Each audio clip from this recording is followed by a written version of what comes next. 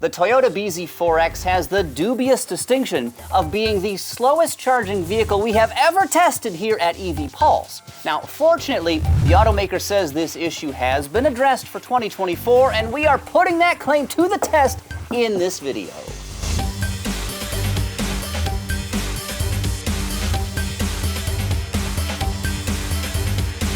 The updated 2024 Toyota bZ4X has been enhanced in a few ways, but the biggest changes were made to the all-wheel drive version's battery.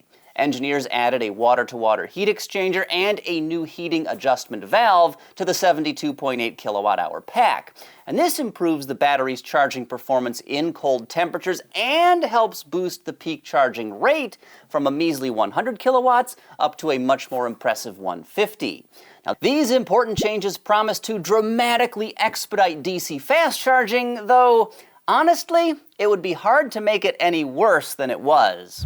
When we tested a 2023 all-wheel drive bZ4X, it took 3 hours and 12 minutes to go from a 0% state of charge to 95%. Yes, more than 3 hours. Adding insult to injury, the charger estimated it would take another 90 minutes to get the last 5%, and absolutely abysmal performance, the worst we've seen, and by a cavernous margin. Underscoring this, here's a for instance. The gargantuan GMC Hummer EV pickup we put through the exact same test was fully juiced up in less than 2 hours, and its battery pack clocks in at around 212 kilowatt hours, which is 3 times larger than the Toyota's. Now, needless to say, we were not looking forward to DC fast charging the 2024 bZ4X, but we shouldn't have worried. The updated version is light years ahead of last year's model. Now, before we get to the juicy results, I've got to share a few words about how we test vehicles. Now, if you already know or simply don't care, feel free to skip ahead. So, before pulling up to a DC fast charger, we deplete a vehicle's battery to between 5 and 10% by driving on the highway for at least 30 minutes. And this ensures the battery pack is warm for optimal charging performance. Now, if battery preconditioning is available, we also activate that. Next, we plug into a DC fast charger that delivers at least as many kilowatts of juice as the vehicle can accept, so the charger is not the limiting factor. We then monitor the progress all the way to 100%, so afterwards we can analyze the full charging curve. Now, a few additional notes.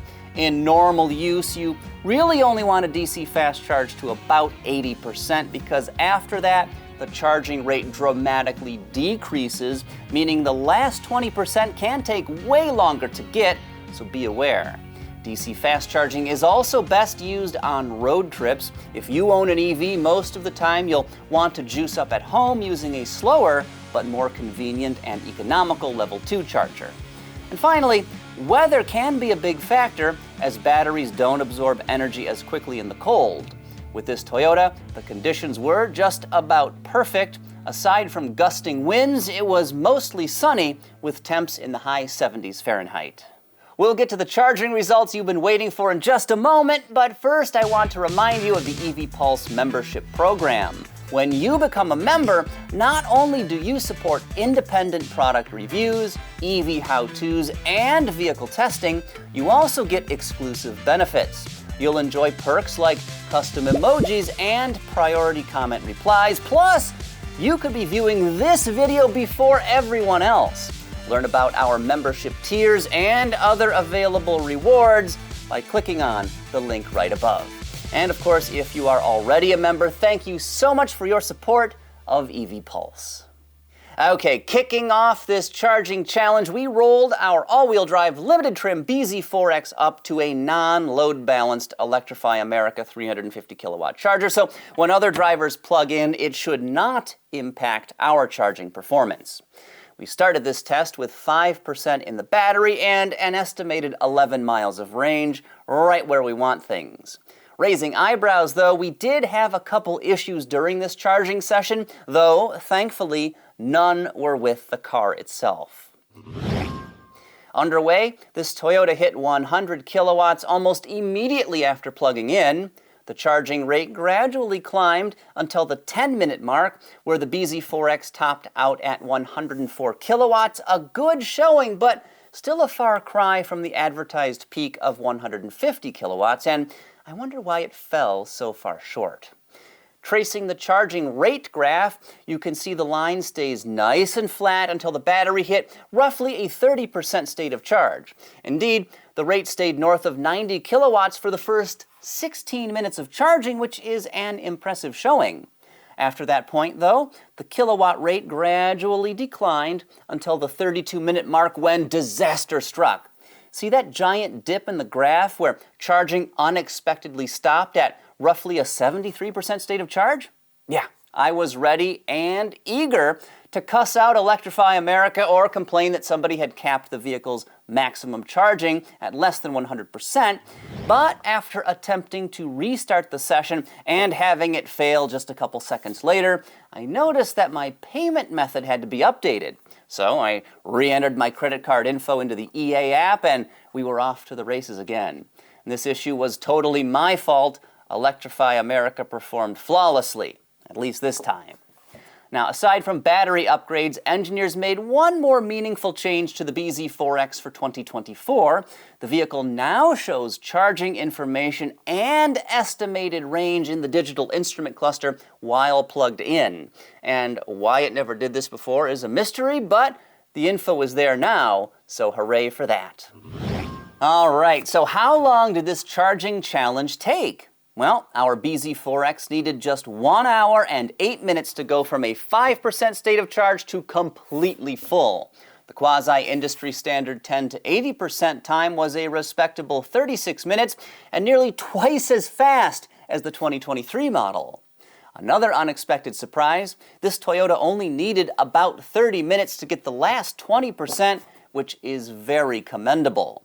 No matter how you slice it, the updated 2024 model blows the old bZ4X completely out of the water. As for range, our tester provides an EPA-estimated 222 miles with a full charge. If you're on a road trip, it should take around 19 minutes to add 100 miles of range to the battery pack. You'll need roughly 33 minutes to get 150 and about 57 minutes to net 200 miles worth of juice, so plan your stops accordingly. Aside from my payment issue, we had another problem around the 45-minute mark, one that doesn't show up on any of the graphs. And remember how I said it was windy? Yeah, a big gust knocked our camera over. Fortunately, it didn't hit the car or damage the GoPro or impact the test in any meaningful way, but it still made us jump. At the end of the day, our bZ4X absorbed around 62.5 kilowatt hours of electricity over the course of 68 minutes. This cost us a grand total of $37.02 at a rate of 59 cents per kilowatt hour. But best of all, we didn't have to sit at the charger for hours and hours and hours in order to hit 100%, and I am very happy for that. Indeed, the all-wheel drive 2024 Toyota bZ4X charges so much better than before, it's almost unbelievable. The changes to this vehicle have made a night and day difference in DC fast charging performance. In fact, this aspect of the bZ4X is no longer a deal-breaking flaw, as the vehicle absorbs energy at a comparable rate to many other all-electric SUVs. That said, we'd still like to see what the charging times would be if the vehicle actually hit that promised 150 kilowatt peak. Also, 222 miles is a lot less range than we prefer, but that deficit will be a lot less painful if the BZ could juice up just a little bit more quickly. And hey, if you found this video valuable, why not share it with a friend? If you know someone who would benefit from our reporting, please introduce them to EV Pulse. For more charging challenge action, click right over here to see how well the excellent Kia EV9 performed in our testing. Is it as stellar as other eGMP vehicles? Well, I ain't gonna tell you, you gotta watch to find out. Go on now, click. Link's right over there. We made it easy for you. You don't have to go searching. You don't have to go to the home page on our YouTube channel. You can click right over there.